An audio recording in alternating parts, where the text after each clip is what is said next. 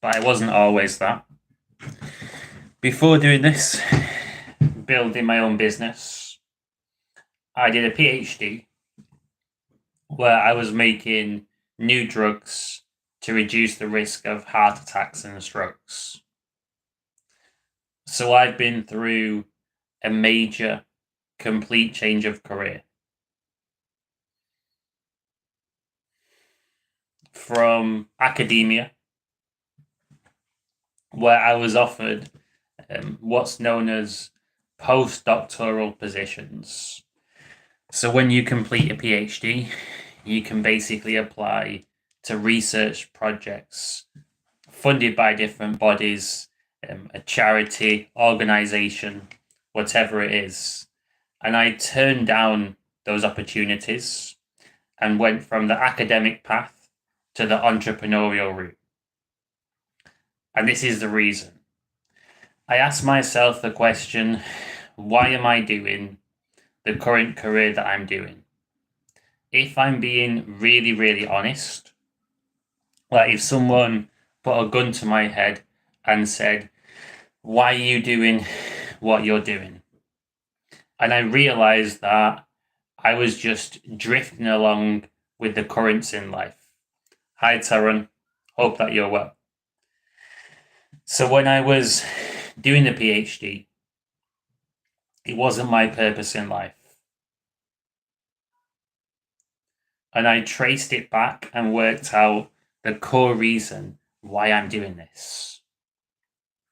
So when I was in high school, I wasn't a happy child. I was depressed, social anxiety, complete loner, and I just felt horrible. I felt terrible at that age in my life. And I wanted to escape the current situation I was in. So I worked hard. I studied hard, made sure that I was in the top sets just through work ethic alone. That got me into a decent college. Then I worked hard at college and got into University of Birmingham, which is a good university.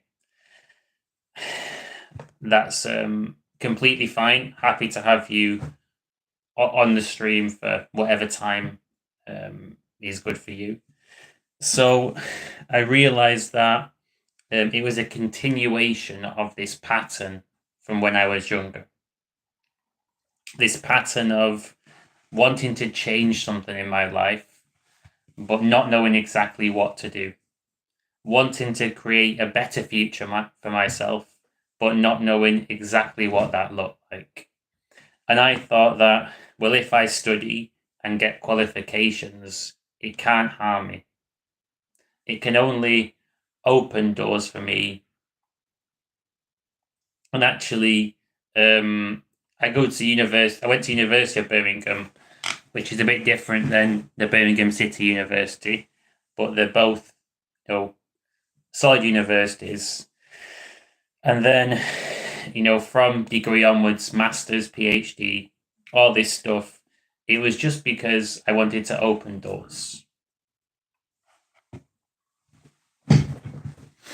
And why did I want to do this? Probably the reason why I wanted to open doors was just because I was unsure what I wanted to do in life. I wasn't completely sure. A lot of uncertainty. But I wasn't doing the PhD because I just loved research and I could see myself living life as a researcher and being happy. That wasn't why I was doing it.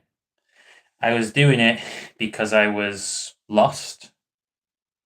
And I thought, well, if I open some doors, it can't hurt me.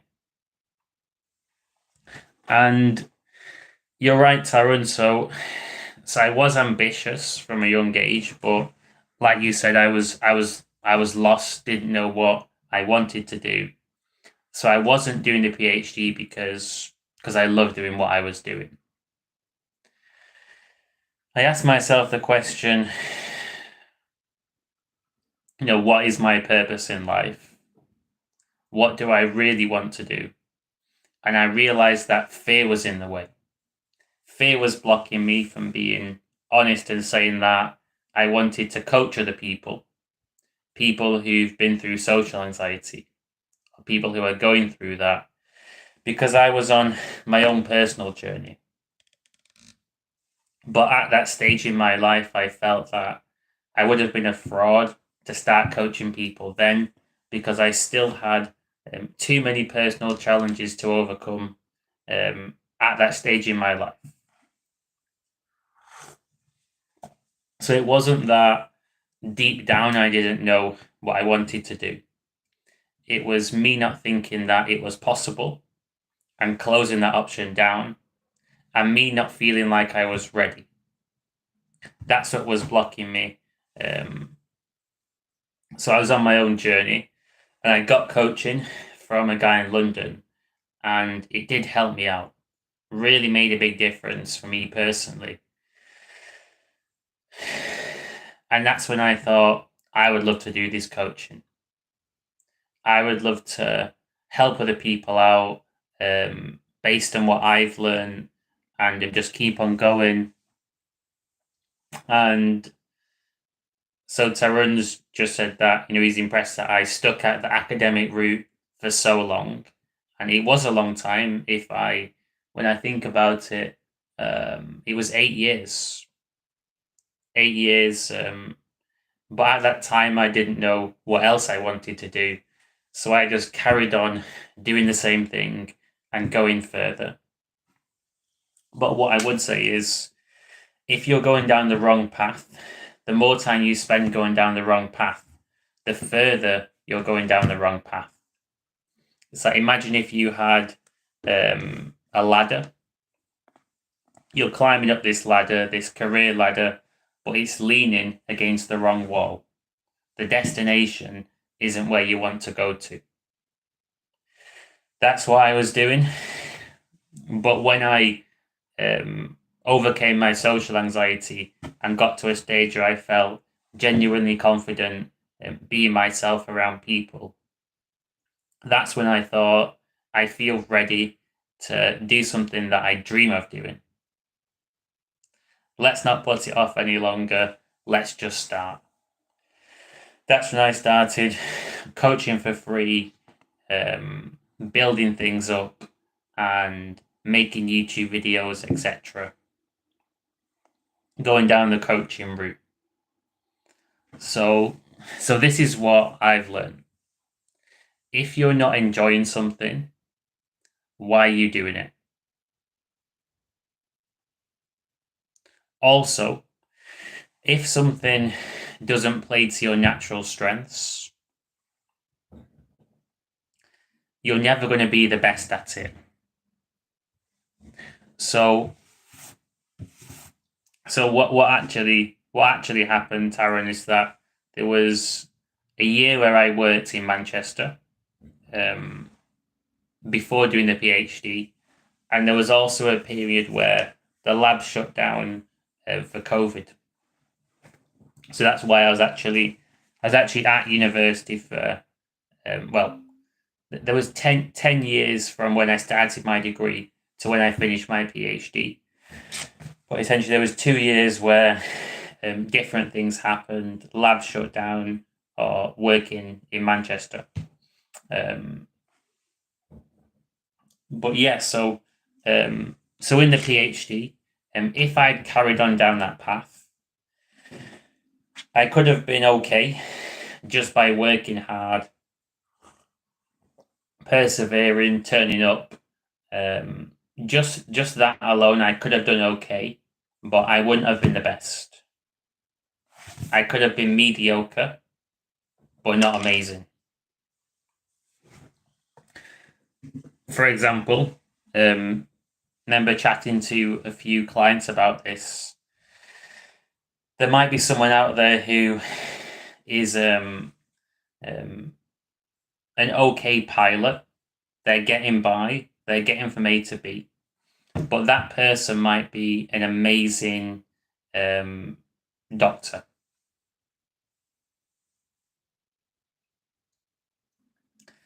And vice versa, there might be someone who is working in medicine who'd actually just be the best pilot, but they just don't know that. They're not aware. Like there's different breeds of dogs out there: greyhounds, Labradors, Chihuahuas, a whole range. There's different breeds of people, different types of humans. And different types of humans are best adapted to different careers. Some people are naturally good at performing, whether it's acting, singing, whatever it is performance related, they're brilliant at that. And if they pursue a career which plays to their strengths, this natural strength and natural passion, they can go so much further than somebody who feels like an imposter and is in the wrong career. Some people are really, really analytical. They love analyzing data, spotting patterns, and they're brilliant at that. If you try to compete with them in this skill set, you would come up short because they're fantastic in that area. That's their strength zone. They're in their element. But then you get the same person in a completely different area, and they would suck. They wouldn't be particularly good. So what I think is, if you're someone that's ambitious and you want to be successful in life, if that's important to you, then you have to choose a career that plays to your natural strengths. Because if it doesn't, you're basically limiting your own potential. There's like a cap on your own growth. Like somebody who is a semi-pro footballer. They're good at sports in general, but they're not going to be the best. They're just going to be quite good. Even with all the work, even with all the right habits. So finding a career that plays to your natural strengths is really important. And so I can improvise with Tyrone's questions. So I did have a job in Manchester for a year. Really, really hated it. Super, super boring. I'll tell you what I had to do in the job. So it was a company called Restore, and they basically create backups of files for companies on a cloud, so that if a company loses some important documents, Restore has a backup copy. So, for example, they would take patient information, leaflets from the NHS or documents from the NHS, scan them, and put them on their cloud. And my job when I was there was to remove staples from documents. That was it. There was there was a bench of us, about 10, 15 people, and our job was just to go through massive documents, remove staples, and then we weren't even allowed to scan the documents. I tried to scan a document once, and they said, you don't have training for that. You have to give it to other people who then do the scanning.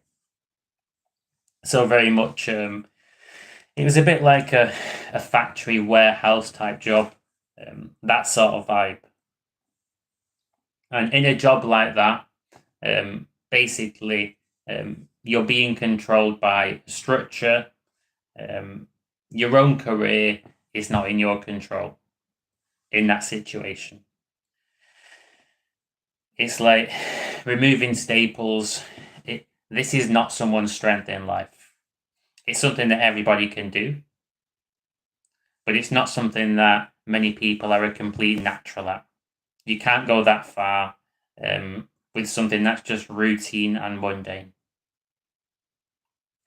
So if I'd stayed in that, it would have been severely limiting to my career. But the reason that I was there It was just to earn some cash at the time, get some different bits of work experience. And I knew that I was doing a PhD anyway. So it was just a case of doing some work while I was in Manchester.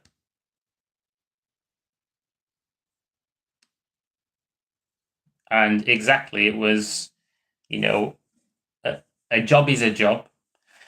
And at a certain time in life, it might be the right thing just to do something and earn some money. There's nothing wrong with that. But the question is whether you want to stick at that for your whole life or do something different. And if you pick something which plays to your natural strengths and something which you also enjoy, then you've cracked it. Because you're going to be genuinely good, have the right knack for it, the right instincts, learn really, really fast, and you're going to be having a blast at the same time. You're actually going to be happy and content in what you're doing. Not bored, not depressed, not miserable. And it's just going to be so much better. And when I was living in Manchester, yes, I was living at my parents' house that year. And that can be pretty challenging, depending on what your parents are like and your relationship and the family dynamic. So yeah, that was that was quite a challenging year. But now it's very, very, very different. Now I'm doing something that I genuinely enjoy. I really, really enjoy having the freedom to have my own schedule. Really, really enjoy being able to coach people. And it's something that I'm naturally good at. Just going to read what you're writing there, Taran. Sorry, Taran, it flashed up so quickly that I didn't get to read the full thing, but we all go through different phases in life. So there might be times where you just need a job to pay the bills and you're living at your parents' house. That can happen. But I view that as a temporary position rather than a proper career. It's a phase you might have to go through, but it's not a long-term strategy. So on a long-term basis, in my opinion, it doesn't matter how long it takes.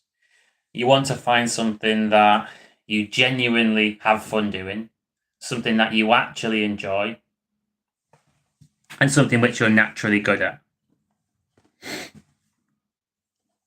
If you can meet both of those criteria, you have the potential to go a lot further. There's no point in doing something which you're not naturally good at, because you're going to be so limited. You're going to feel like you don't fit into the culture. It's not your type of people, not your tribe, not your community. You're not going to be thriving. And that's no insult to you as a person. It's just that you're not a good fit for that particular type of work. But if you find something that's right for you, your experience can be completely different. So when I was in a lab doing experiments, it just wasn't for me. Super, super hard work. I could get by. I could not get sacked. I could stay there. It was okay. But I wasn't happy doing it. Didn't feel fulfilled. I found it quite stressful. And I felt like I was living a lie. Just not something that I really wanted to do. But now I've gone down the coaching route, I'm a lot happier. Just feels right, feels like I belong in this area, and I connect so much better with other people on a similar path to me. And this is why I encourage everybody to network with people. find people that you really, really connect with and see what they're doing in life. So 1 year is not that long. Yeah, 100%. I think a year goes by so fast. When I think of, this past year, it has flown by. So there may be 1 year, 2 year, 3 years where you're just doing a job to pay the bills, while you're giving yourself time to make your mind up. And if you're in that position, what I would recommend is work on yourself. You can't lose by working on yourself. While you're in the job you're in, you can get fit and healthy. You can work on your confidence with people, build skill sets, grow as a person, work on your life quality. There's so many things that you can do. And when you're growing as a person, you will feel more confident. And then when you start to realize what you actually want to do, you're going to feel so much more capable and ready to pursue that. Because it can be scary, especially if you have parents, family members, friends that might pressurize you, and they might constantly ask you, what do you want to do for work? What's your career plan? And a lot of people can throw their opinions at you, but maybe that's not right for you. Maybe you know that it just feels wrong. And usually, if your gut feeling tells you that something's wrong, it probably is. If you're in a career that's not right for you, you're not going to feel good. This is just facts.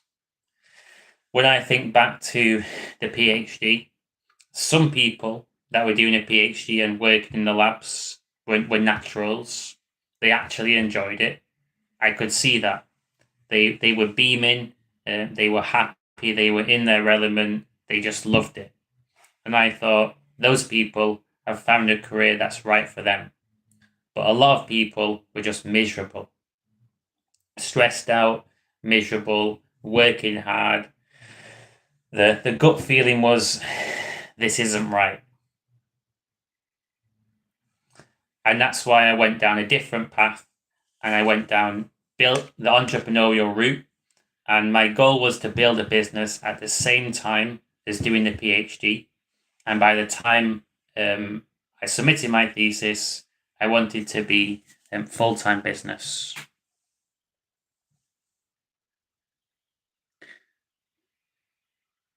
And actually, I agree with you, Taron. Like when people say, "What are you doing in life?"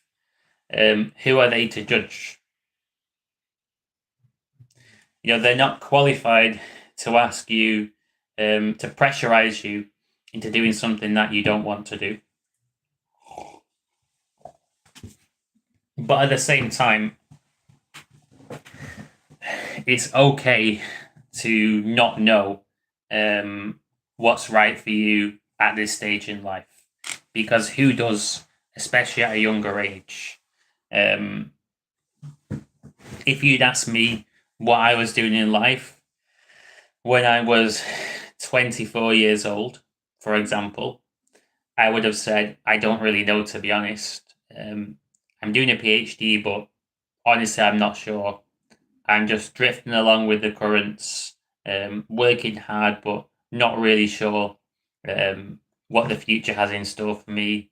I just don't know. And other people sometimes have the mindset of they want you to know what to do.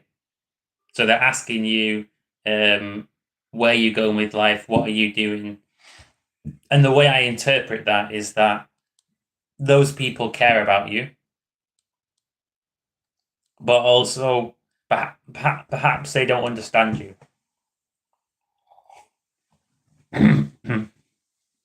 And it's fine to just say that you don't know, or you're currently working a regular job, you're getting an income, paying the bills, and you're in the process of figuring out what's right for you, that's completely fine. There's no rush.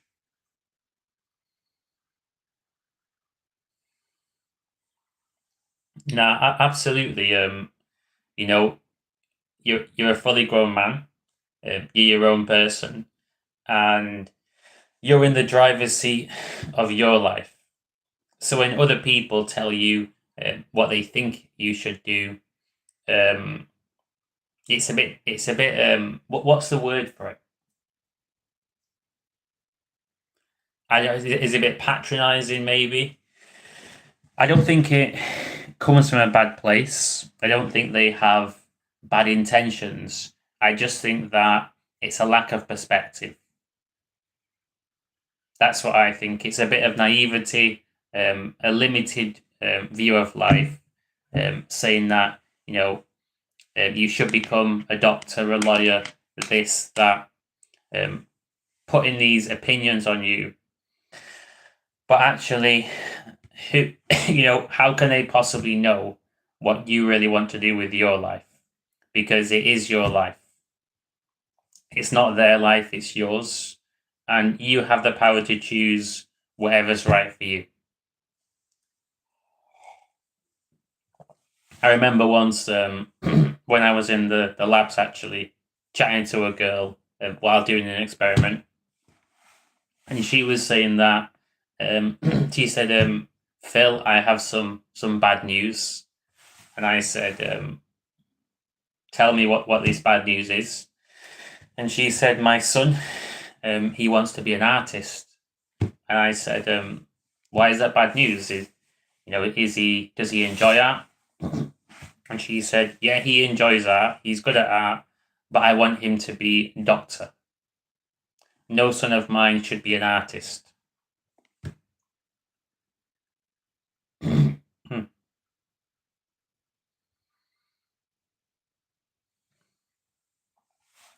And I'm reading every word you're saying.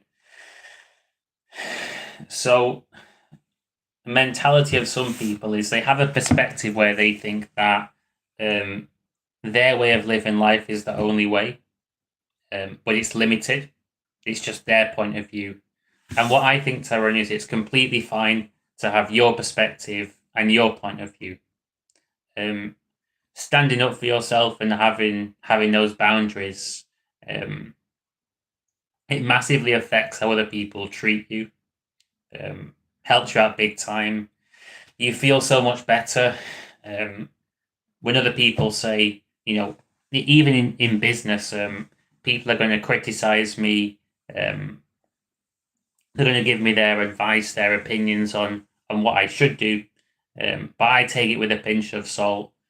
Um, for example, an example that comes to mind. So sometimes I might have a psychotherapist, and they'll say things like, you can't coach someone who's been through a trauma.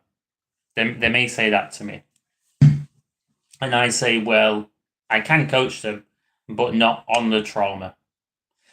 They're not. If they come to me for coaching on social anxiety, I can coach them on the area that I know, but they're not coming to me for coaching on a specific trauma. It's different. There's an overlap between coaching and therapy, but they're not the same. But people will try to put their ideas onto me, and I stand up for myself in a classy way when I can. Other times, you can just ignore it if it doesn't feel right. It's okay to let things slide a little bit, but if somebody is trying to put an idea on you and it doesn't feel right for you, you can communicate that. And usually, when you communicate that, you'll feel a lot better. You'll feel a lot stronger. And I've been learning this in my own journey over the past few years. I've been learning this, how to stand up to challenging people. And in the past, I would just remove myself from toxic people, let's say, I would not engage with their behavior, and that worked to a certain extent. But then I realized that having really, really good boundaries and putting your opinions out there, really standing up for yourself, can actually feel a lot better. Because you have the right to feel good around other people. You have the right to be treated nicely, treated fairly, with respect. It's a right that everybody has, and this applies to every situation. Whether you're speaking to your boss, you're speaking to a police officer, you're speaking to a parent, your kids, client, any situation. It doesn't matter who the person is, you have a right to be treated nicely and with respect. And if it's not, you can call that out.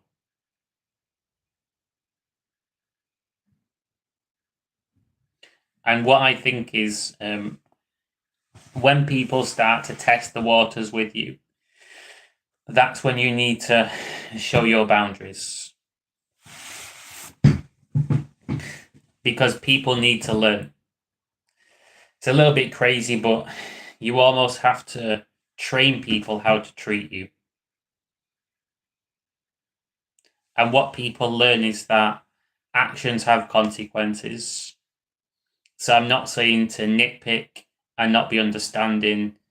Sometimes someone's going to be 10 minutes late because they're a human, life gets in the way, etc. But if somebody is deliberately pushing it, and they're not respecting your time, your space, your opinions, your values, your rights, it is okay to call that out. And I guess learning how to do that, the right way to do that, can really, really help. And I've had to learn this with clients. I'm sure you can imagine that to be coaching a bunch of clients, if you have 10 clients that you're coaching every single month, you're going to have all kinds of different characters, different personalities to manage, and you have to have good boundaries. Otherwise, you would get walked all over, you would be run to the ground. But usually people are good. And so I guess what one key thing to know is when are people actually crossing your boundaries? And when you recognize that and you feel that, actually speaking that truth out there, not holding it in, not feeling like you have to just cope with it and put up with it, getting it out of your system, being kind to yourself as well as other people. It's important to do both. And know that no one can threaten or intimidate you because that's illegal. So, for example, if I had, okay, let's read this. So,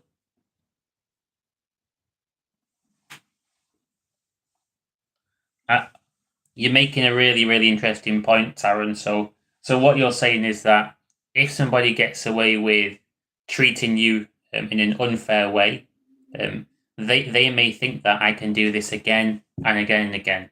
And you're absolutely right. And that's why you have to train people how to treat you. For example, so one of my clients, a really, really good guy, helped him out over the past almost the past year since Feb.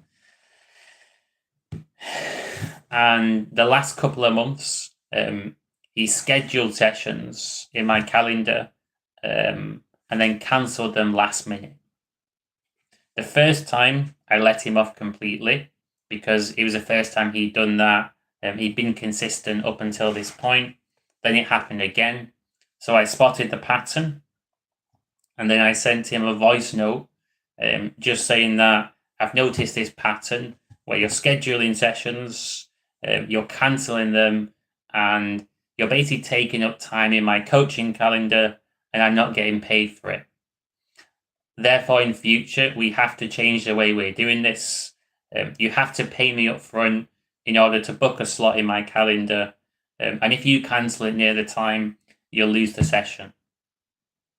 So I sent him that voice note, and he said, "Sorry, Phil, I understand. I understand." And a thumbs up as well. So usually people respect your boundaries when you call them out. And if they don't, there can be consequences to that. You don't have to spend time with people that you don't want to spend time with. But you're right, if you let people get away with things that you're not comfortable with, then you're teaching them that that's okay. And if they think it's okay, they may keep on doing it. And also, it's important to know that they might not know they're crossing your boundaries. It's possible they know, and it's also possible that they genuinely don't know. Maybe they're just doing what feels natural to them, and they're reading the situation and thinking that this other person seems okay with it. They don't seem to mind.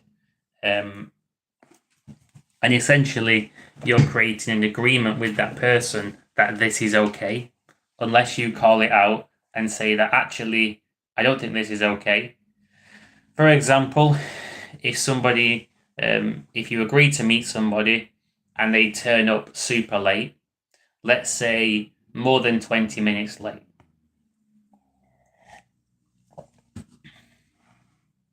how do you deal with that?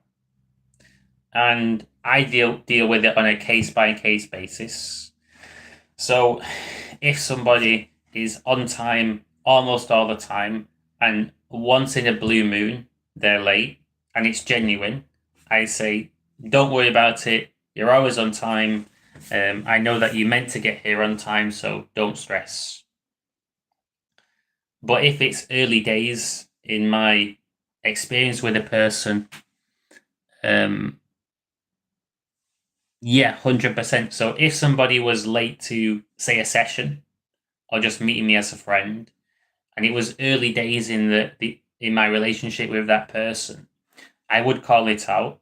Or if it was someone that I've known for a while and it happens more than once, I'd call it out and say, I'll be honest with you, I am a little bit annoyed that you turned up late. I have been waiting here for 20 minutes, and appreciate it if in future you can communicate that sooner. So I'd give them a warning. Then I'd see what happens the next time. And the next time, if it got to 20 minutes, they weren't there, I would just leave. That's what I would do personally. I'd go, okay, they're not turning up on time. I don't consent to this. My time's important. I value other people's time. And it's only fair that they do the same back. But you're right. If you feel like using the words you used, that somebody's jerking you about, they're messing you about, they're kind of taking the mick with things. That's what it feels like. That's not fair on you. You're both equal. You both deserve equal treatment. So while it is good to forgive people and be understanding, at the same time, actions have consequences. And it's only fair that there should be some kind of penalty to an inappropriate action. But communicating with people really, really openly can solve these problems most of the time. So one of your experiences is feeling like you're being taken for granted rather than actually valued. And what I think is communicating that to people is important for you. So the next time someone makes you feel like you're being taken for granted, let's say they turn up late and that's the reason. That's the reason why you feel like that. Or maybe they're meeting you and they're constantly on the phone and they're not really in the conversation. You can call that out. You can say, the fact that when you're on the phone all the time and not really speaking to me, it makes me feel like I'm being taken for granted. Um, could you not have your phone calls before meeting me or afterwards? Or if they turn up late, you can say, I'll be honest with you, made me feel a bit, I felt a little bit used. I felt that, you've not made an effort to get here on time, but I've got here on time. What's this all about? In future, why can you make more of an effort? Because this really triggers me.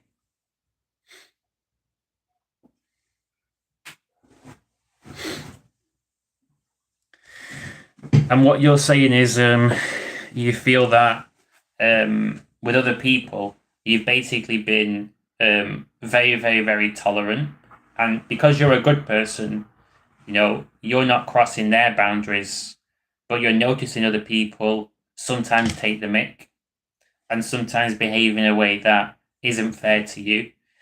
And that annoys you because you're thinking, well, I wouldn't treat other people like this. And I totally get you. And this is why having boundaries and expressing your boundaries is so important, because it just cuts out this. And here's the thing, right? If somebody is treating you in a way that is unfair to you and you allow that to happen, it's actually not kind to yourself or the other person. This is why. So if you choose to hold that in and just eat it, what you're going to do is you're going to build resentment and anger and bitterness towards that person. They will feel it. You will feel it. There's this hostility, this disconnect. You don't feel like you can trust the person anymore. And you're going to reduce the quality of your relationship with that person. So actually, it's a lot kinder to call it out. Think about it. Would you want other people to build resentment towards you?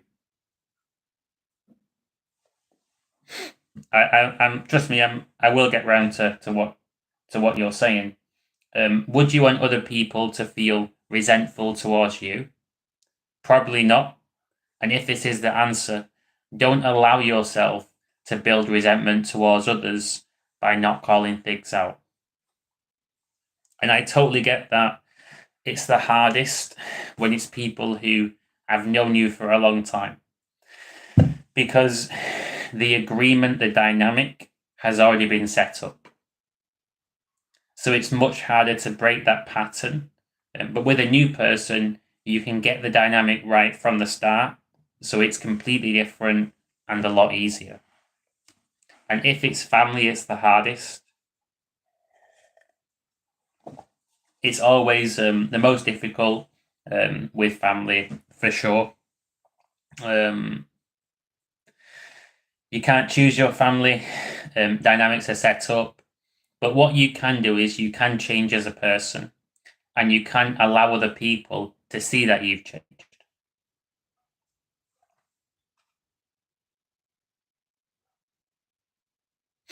Absolutely. So you don't want other people to feel bitter or resentful towards you. And in the same way, you don't want to allow yourself to feel resentful towards others.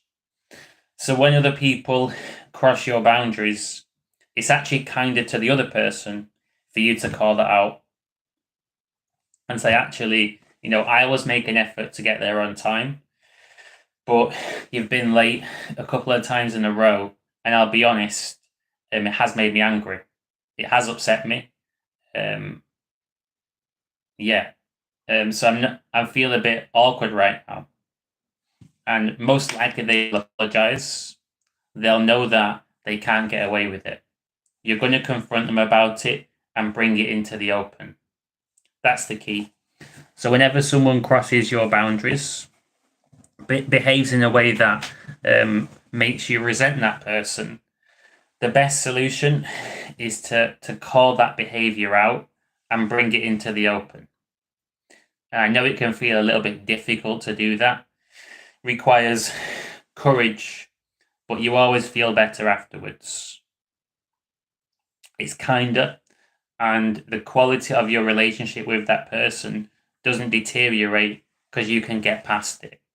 Usually, when you call things out, people will apologize and they'll realize that they can't take you for granted. You're willing to walk away. You're willing to stop hanging out with that person so they know that they have to value you.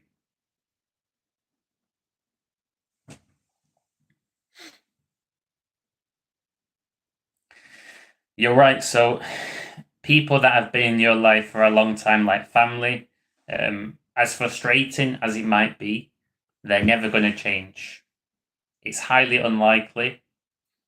They can only change if they're completely willing to change. Maybe they get coaching, mentorship.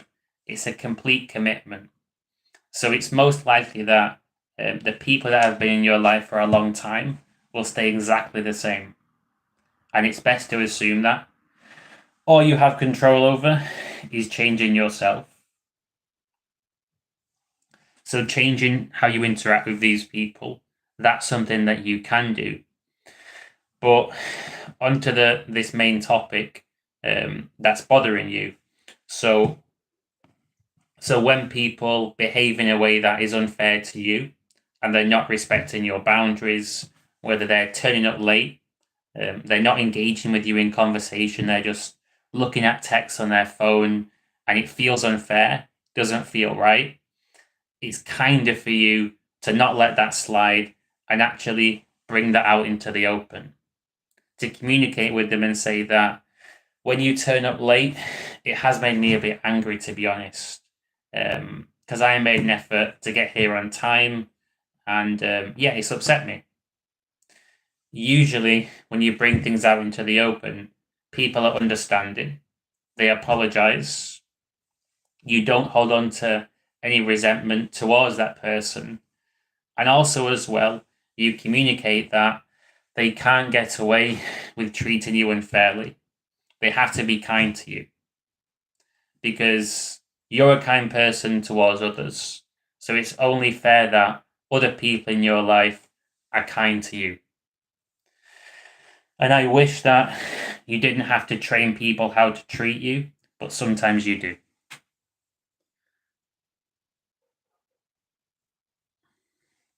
So in your experience, you're saying that with new people, you start off on the right foot, everything's fair, but at some point, if I'm understanding you right, you're saying that somebody behaves in a way that you're not really happy with, and you kind of tolerate it, you let it slide, then they do something else, and that annoys you even more, then they do something else, then you get to a stage where you're thinking, do I have to just cut this person off? That's the pattern that you're talking about. You could say one perspective is that you treat people fairly, you deserve the same back. So if you notice somebody else trying to get away with it, trying to take the mick, you can just cut them out of your life. Since it's someone new, it's not a family member, and just accept people who don't behave like this. Or what you can do, which I think is better, is start now getting into that habit of calling it out when things are bothering you, even early days. And it won't snowball into this situation where other people are taking advantage.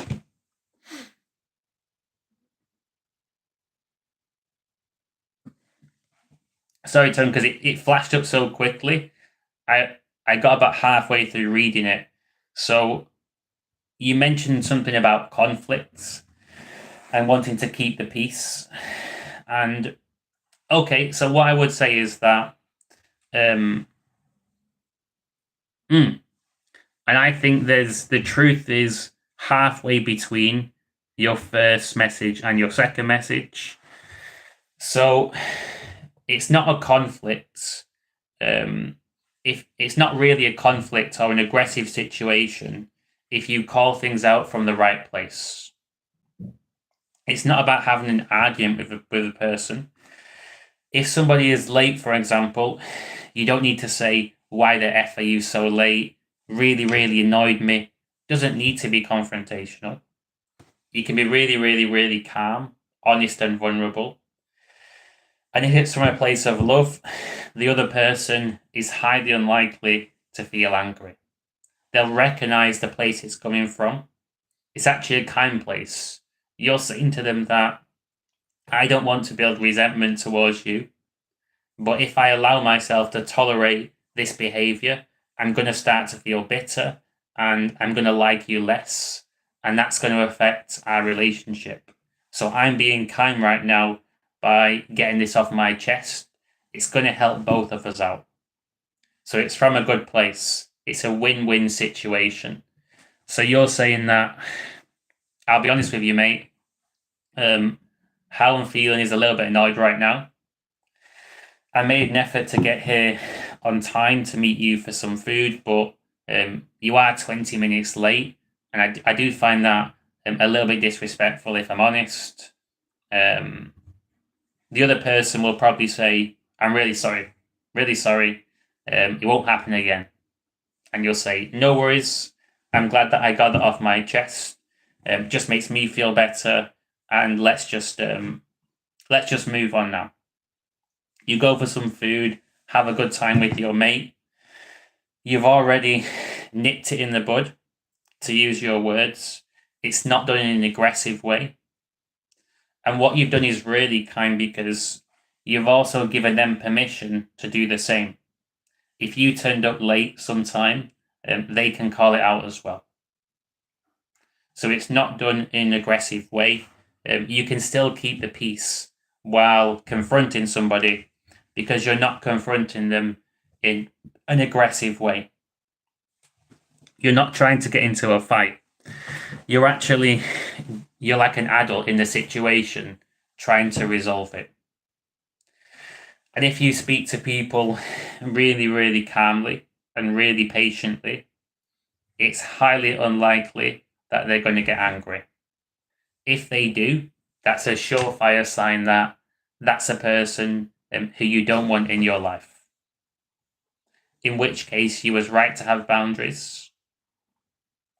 And I guess it's helpful to know that this helps me out personally, to know that no one has a right to intimidate you, threaten you, or behave in any kind of antisocial way towards you. If that does happen, you can call the police.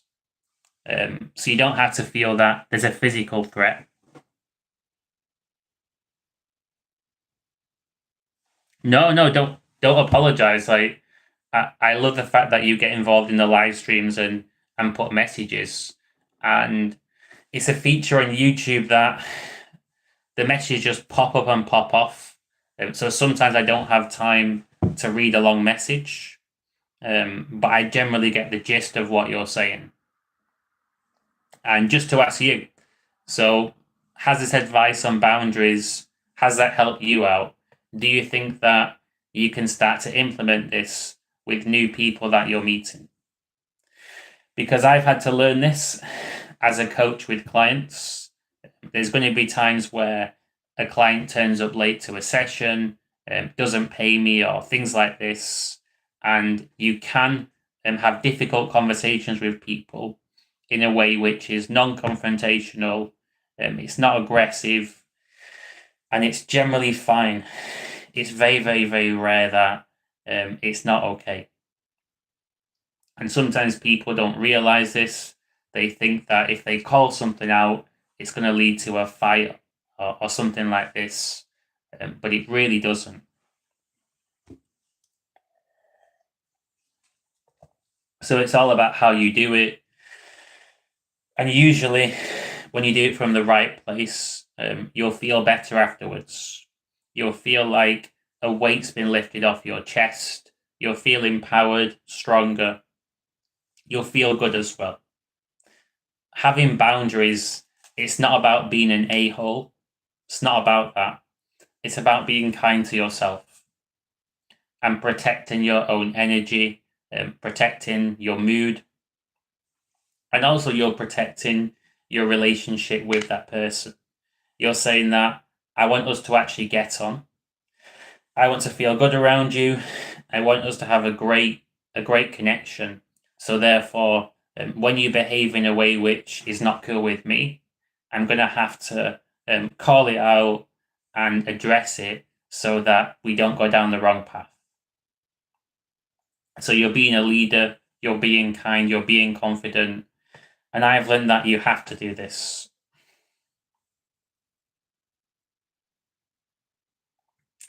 Absolutely. So if someone is harassing you or threatening you, of course you can call the police. You absolutely have every right to do that. You know, if you feel that you're in danger, you can do that, and that's great to know that other people they can get away with intimidating you with physical violence because it's illegal.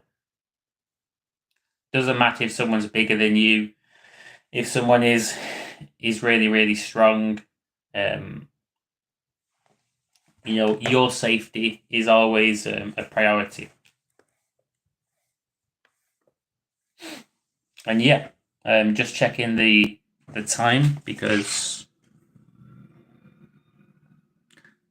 okay, the stream's stopping now.